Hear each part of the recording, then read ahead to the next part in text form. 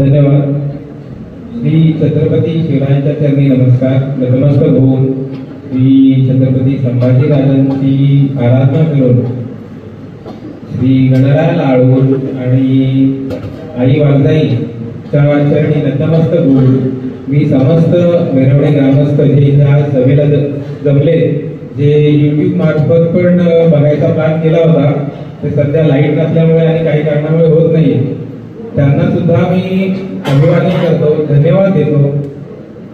आणि खास करून आपल्या या गावाच्या इतिहासात आज एक गोष्ट प्रामुख्याने जाणवते, जो बदल घडलेला आहे, ते म्हणजे आपल्या गावचं महिला मंडळ हे गावाच्या म्हणजे गावासाठी जी घेतलेली सभा असते, गाव एक मताने जे काही ठरवतो त्या ठरावात कधी आपल्या महिला सामील झाल्या नव्हत्या.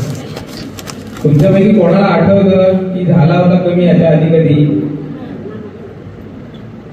तर खरी गावाची जी शक्ती आहे ती वाघजाई आहे, बरोबर. आपण तिला वर्षातून 3 ते 4 वेळा रूप लावू, बरोबर, पण तिचं खरं रूप आज लागले. आज तुमची उपस्थिती म्हणजे त्या आईची रूप आहे आणि रूप आज या सभागृहाला लागली.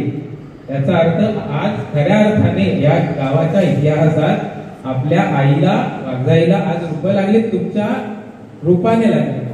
त्यामुळे घरातली सगळी कामं टाकून आता कापणीचं मौसम आहे तो सांभाळून आज तुम्ही इथे उपस्थित राहिलात. त्यामुळे तुम्हाला आमच्या मिरवणे MIDC विरोधी युवा संघटनेकडून मी खूप खूप आभार मानतो. तुमचे धन्यवाद.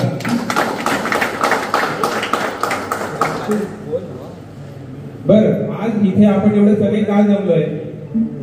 आपल्या गावावरती जे संकट आलंय MIDCचं, त्याच्याबद्दल जनजागृती करण्यासाठी.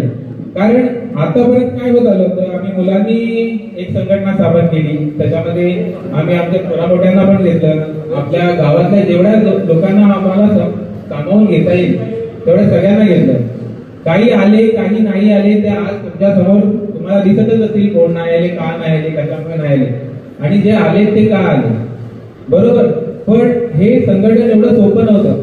आज मागचे 3 महिने प्रत्येक घरातला तरुण मुंबईत असो, पुण्यात असो, अजून कुठे कुठे असतो, रात्री 2-2, 3-3 वाजेपर्यंत कॉलमध्ये एकमेकांना सांगून की आपण काय करायचं, आपल्या लोकांना कसं एकत्र घ्यायचं.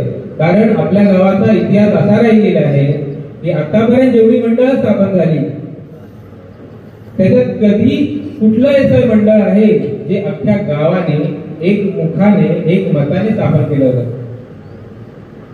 आपल्या इतिहासात आपल्या हिस्ट्रीमध्ये असं कधीच झालं नाहीये. आम्हालाही ते शक्य झालेलं नाहीये, मी ते सांगतो. पण आम्ही 90% पोहोचलोय. गावात अजूनही काही 10% लोक आहेत ज्यांना आम्हाला सामावून घ्यायची इच्छा आहे, पण काही कारणास्तव त्यांना त्या लढ्यामध्ये सामील नाही व्हायचंय. त्यांना तुम्ही तटस्थ म्हणा, समर्थक म्हणा किंवा अजून कोण म्हणा. काही लोक त्यांना दलाल म्हणतात, काही लोक अजून काय म्हणतात. जे काही कारण असतील, ज्या काही कारणांमुळे आज काही लोक आपल्यामध्ये नाहीयेत, त्याच्यामुळे हा लढा आपल्या गावाला एकमुखाने 100% लढता येत नाहीये. तरी काही हरकत नाहीये. जसं सागरने सांगितलं की 2200 एकर जागा ही MIDCला लागणार आहे. 2200 एकर, त्यातली जी फॅक्टरी येणार आहे तिला फक्त 300 एकर लागणार आहे जागा.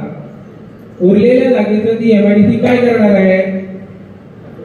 2200 पैकी फक्त जर तुम्हाला 22 रुपयापैकी फक्त 3 रुपयाचा खर्च आहे, तर उरलेले 19 रुपयाच्या बँकेमध्ये सेव्हिंग ठेवणार आहे. पैसे आहेत ते 19 रुपये आहेत ते 1900 एकर जमीन आहे ती. याचा अर्थ काय होणार आहे? त्या जमिनीवरती अजून दुसरे कारखाने येणार, अजून दुसऱ्या फॅक्टरी लागणार, रसायनाच्या असो, केमिकलच्या असो, ऑटोमिक असो किंवा अजून काय काय असो. पण गव्हर्नमेंटने किंवा आपल्या गावातील जे आपल्याला स्वतःला पुढारी म्हणतात, आपल्या गावातले सरपंच आहेत, आपल्या गावातले सदस्य आहेत, यांनी याबाबत कधी आपल्या गावासमोर येऊन आपल्या घराघरात फिरून कधी जनजागृती केली का? आज आम्हाला आमचेच मोठे लोक, आज आपल्या लोकांमध्ये अशी कितीतरी मुलं आहेत ज्यांचे आई वडील समर्थक आहेत, पण मुलं आज या संघटनेमध्ये कार्यरत आहेत, मोलाचा वाटा उचलत आहेत. आज ही मुंबईपासून आतापर्यंत जेवढ्या पण सभा लागल्या त्याची अरेंजमेंट करायची सगळी कामं आज तीच मुलं करतायत ज्यांच्या घरातून MIDCला समर्थन आहे. मग असं का होत आहे? कारण आपल्या गावातल्या आपल्या घरातल्या लोकांना काही लोक भडकवण्याचा प्रयत्न करतात. त्यांना रात्री बेरात्री फोन करतात, त्यांच्याशी मीटिंग घेऊन त्यांना वेगवेगळ्या गोष्टींच्या भूलथापा लावून त्यांना भुलवतात. तुमचं असं होईल, तुम्हाला असा धोका निर्माण. आजही आपली सभा लागू नये म्हणून किती प्रयत्न झाले की नाही? ही सभा लागू नये. अरे आमचं हा गाव आहे, आमची कुटुंब आहे, आम्ही कुटुंबात कधी बसू, त्याच्यासाठी आम्हाला कोणाची परमिशन नाही करायची आहे. सणाला आम्ही एकत्र नाही बसणार, नाही तर काय मग बाकीच्या दिवशी बसू? धो पाऊस पडत असेल तेव्हा आम्ही एकत्र बसू. आपण एकत्र कधी येतो? आपल्या गावातूनच आपली काही लोक म्हणतात की मुंबईकर 8 दिवसाचे पाहुणे आहेत. मुंबईकर 8 दिवसाचे पाहुणे का झाले?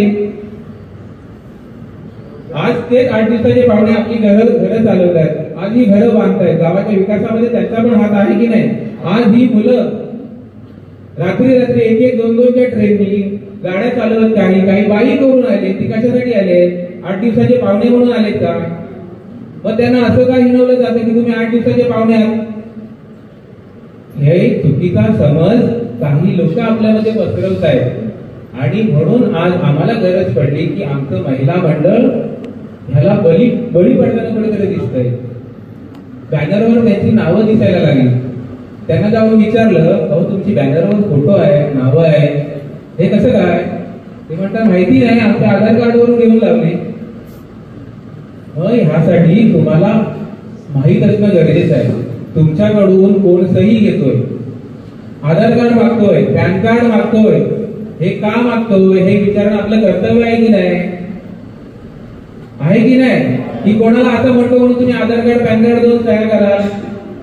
आणि ह्या गुंतागुंतीमुळे आपला गाव ग्रामपंचायतीने 2019चा ठराव रद्द करून 12 ऑगस्ट 2025ला चोरीच्या मार्गाने तुमच्या सह्या, तुम्ही ज्या ग्रामपंचायतीमध्ये जी 12 ऑगस्ट 2025ला सभा झाली त्या सभेसाठी म्हणून तुम्ही गेलात, तुम्ही त्या पत्रावरती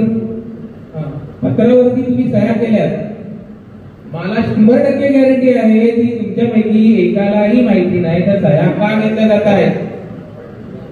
जर माहिती पडलं असतं तुम्हाला आणि आज मी जो विषय मांडणार आहे तो जर माहित असता तर तुम्ही चपला काढून तिथे आधी सगळ्यांना मारलं असतं, तिथल्यांना तोंडाला काळं फासलं असतं, त्यांना हाकलून लावलं असतं आणि घरात परत आला असतात. तर हा अतिशय गंभीर विषय आहे की आपण कोणाच्याही मागून नसताना, कोणाच्याही मागे जाताना, कोणालाही सह्या देताना किंवा कोणाचाही काही ऐकताना आपण आपल्या तरुण मुलांचा विचार घ्या, आपल्या गावाचा विचार करा, आपल्या भविष्याचा विचार करा आणि मगच त्यांच्या बरोबर जा. हे माझं आव्हान आहे. आता जास्त बोलत नाही, पॉइंटवर येतो.